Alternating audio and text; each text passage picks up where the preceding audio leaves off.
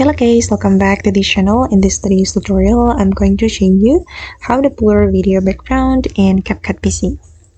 Okay, let's get into it guys. I have created a project in my CapCut PC and I'm going to blur the background of this video.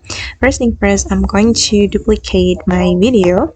I'm going to right click on it and then we can click on copy and I'm going to paste it.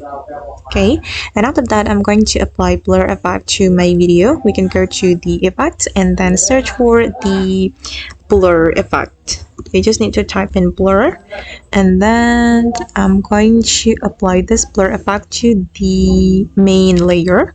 Okay, and I'm going to remove the background of the second video. I'm going to click on it and we can go to the remove and select auto removal. Okay, and you have to wait until 100%.